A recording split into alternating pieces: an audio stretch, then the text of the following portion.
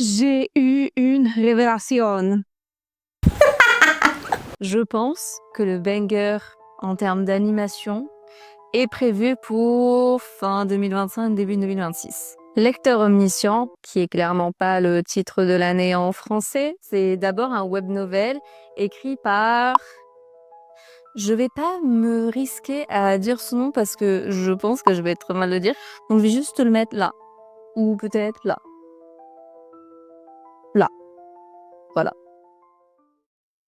Lecteur omniscient, c'est donc un manhwa. Pour ceux qui ne connaissent pas les manhwas, c'est en fait l'équivalent des mangas en Corée du Sud. Simple, efficace. C'est sorti en 2020, c'est disponible sur Webtoon et c'est toujours en cours sur Webtoon. Donc moi, je n'ai pas la fin. Je crois qu'ils ont fait aussi un live action, mais honnêtement, je suis pas du tout la team live action. Mais du coup, je me suis pas risquée à regarder puisque en plus, je suis toujours en train de lire sur Webtoon, donc j'ai pas envie de me spoil. Après, je sais pas si l'adaptation elle est vraiment très bien. Honnêtement, j'ai pas du tout creusé le dossier live action. Et donc pourquoi je te vends ça comme le prochain meilleur animé 2025-2026, s'il faut, ça va être un pété, ou s'il faut, ça va être vraiment incroyable. Et du coup, j'aurais dû parier dans cette vidéo. Dans Lecteur omniscient, on va suivre Dokja, qui est donc le personnage principal, et qui, à la base, c'est juste un employé de bureau, entre guillemets, plutôt banal, mais qui, depuis 10 ans, est le seul lecteur d'un web novel. Donc au début, il y avait des gens, puis au fur et à mesure, les gens ont arrêté de lire, mais lui, c'est le seul qui a tenu jusqu'à la fin de l'histoire. La fameuse œuvre qui est le seul à avoir lu jusqu'au bout s'appelle « 3 façons de survivre dans un monde en ruine ». Mais il y a un moment donné, quand il arrive au dernier chapitre, et en fait, l'histoire commence à prendre vie dans le monde réel. C'est-à-dire que le monde de l'œuvre est devenu réalité. Et donc là, c'est du coup le seul qui connaît finalement le déroulement des prochains événements. Et donc ce monde, il est contrôlé par les constellations qui s'amusent en fait du malheur des humains pendant des jeux de survie clairement cruels. Et qui, à leur bon vouloir, vont pouvoir parrainer, si on peut appeler ça comme ça, les humains qui sont donc vus comme des joueurs, et ça va leur procurer des capacités spéciales. Mais du coup, Dokja, lui, qui connaît parfaitement cette œuvre, puisqu'en plus il a été le seul lecteur pendant très longtemps, il va décider d'utiliser sa connaissance à la fois du scénario, mais aussi des personnages, pour influencer l'histoire et écrire celle que finalement il avait envie d'écrire. Et donc ils ont annoncé une adaptation animée qui est prévue pour normalement 2025, voire début 2026. Je l'attends avec impatience. Pour l'instant, on a très peu d'informations sur l'animé. On sait juste que ça va être une coproduction entre Crunchyroll et Aniplex, qui est donc aussi une entreprise de production d'animation au Japon. Alors effectivement, l'animation, elle va beaucoup dépendre du studio d'animation choisi. Pour l'instant, il n'y a rien d'officiel. On a cependant quelques bruits de couloir sur le fait que le studio d'animation qui a réalisé donc Demon Slayer pourrait aussi réaliser Lecteur omniscient. Mais ce n'est rien d'officiel, c'est seulement des rumeurs, donc on va pas s'emballer. Après, dans la mesure où le webtoon est produit par le même studio que Solo Leveling, il n'est pas improbable que l'animation soit la même que Solo Leveling aussi. Donc si tu n'as pas du tout envie d'attendre l'animé, je te conseille du coup de le lire sur Webtoon. Alors pour ceux qui ne connaissent pas Webtoon, c'est une application mobile qui permet du coup de lire des manhwas qui ont été adaptés. Ou de temps en temps des mangas aussi. Ça me fait passer énormément le temps dans les transports. Et puis en plus, il y a franchement des œuvres très chambées. Et donc Lecteur omniscient, pourquoi c'est une œuvre sur laquelle tu devrais concrètement t'arrêter? Déjà, on est sur une œuvre, même si à première vue, on n'en donne pas l'impression, qui est quand même assez cruelle, puisqu'on est sur des jeux de survie où les joueurs qui ne sont finalement pas consentis, puisque c'est des joueurs qu'on a mis là et ils peuvent guider des joueurs, ils vont devoir faire des choix de vie ou de mort parfois. Ensuite, j'aime beaucoup le fait qu'on ne sait pas quelle est la frontière entre le destin et le scénario. C'est-à-dire qu'on a un scénario écrit, Dokja va pouvoir l'influencer, mais on ne sait pas jusqu'à quel point il va pouvoir l'influencer.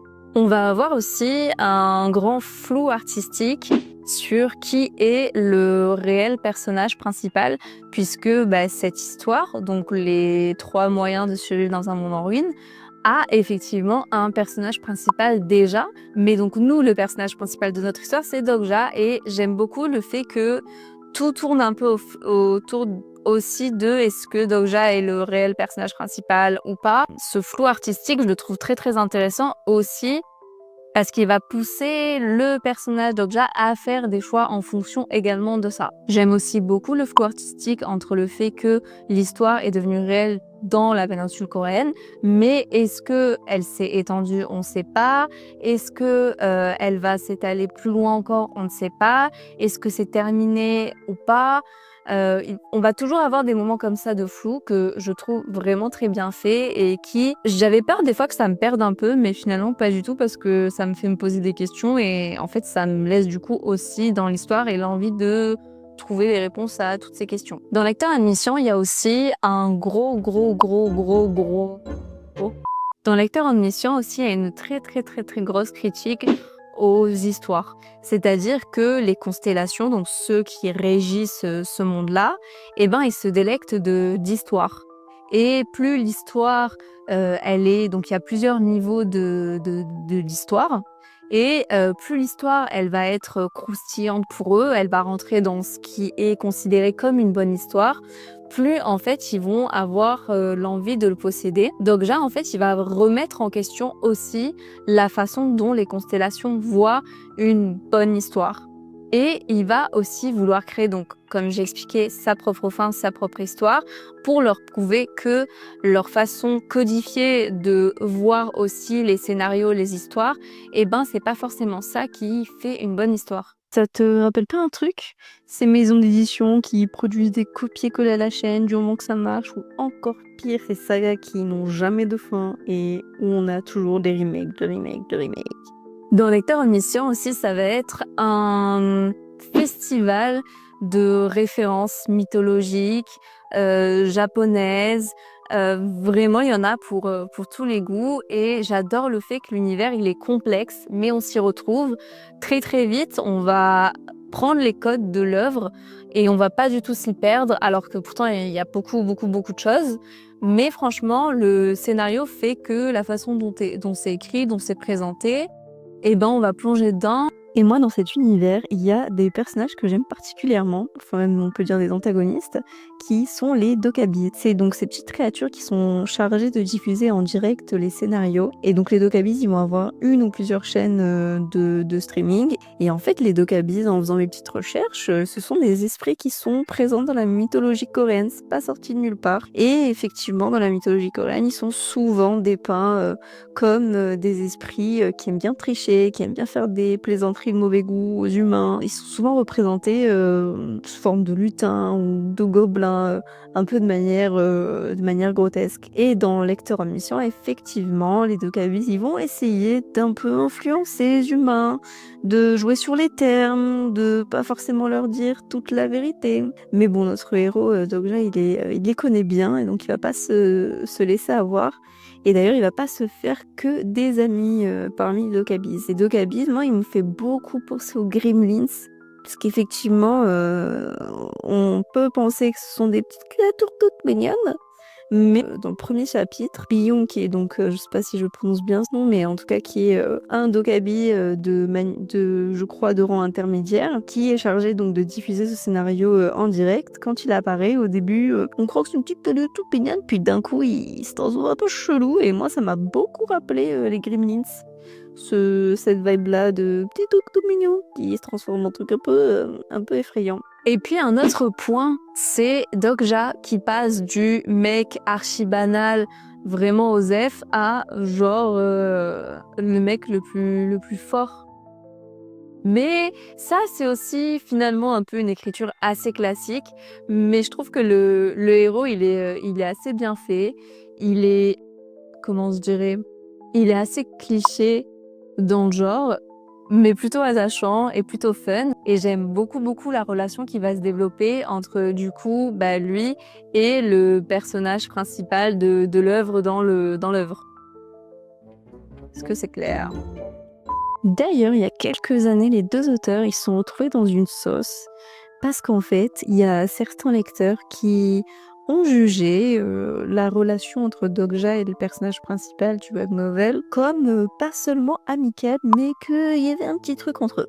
Et donc ils ont fait un raccourci, ils ont dit que l'œuvre c'était du BL, c'est-à-dire une œuvre qui va mettre en scène des moments de romance et plus si affinité entre 2 hommes. Oh my god! Ces rumeurs ont pris de l'ampleur jusqu'à ce que les 2 auteurs, prennent la parole et la réponse, elle a été masterclass. Je pense qu'ils ont remis en question, l'orientation sexuelle de certains haters.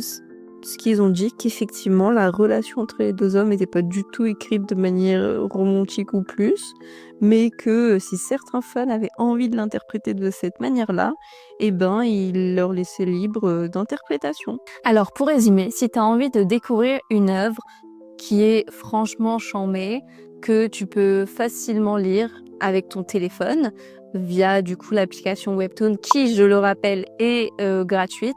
Après, alors je précise, c'est gratuit, mais des fois pour débloquer certains chapitres récemment sortis, tu as la possibilité de payer ou alors d'attendre que du coup il soit disponible gratuitement. Donc moi, on est la team rat, donc on attend la gratuité.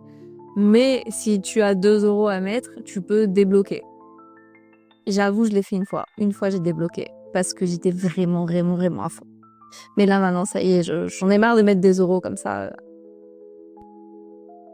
Et donc, pour résumer, si tu as envie de te faire une œuvre qui est sympa à lire, dont le héros principal, il passe de Osef à clairement badass, avec une relation plutôt fun entre les différents personnages, un univers qui est complexe, fantasy, avec beaucoup de références en tout genre, je te conseille donc d'ajouter Lecteur Omniscient à ta liste. Et puis, si tu n'as pas envie de lire l'œuvre, tu peux aussi attendre sa sortie en anime. Bon, si tu as kiffé, tu t'abonnes, tu me laisses un commentaire si tu as connaissance de cette œuvre ou pas, si je te la fais découvrir encore plus. Et puis, si t'es pas fan de cette œuvre, mon cœur reste ouvert, tu peux aussi me dire en commentaire et nous pourrons débattre.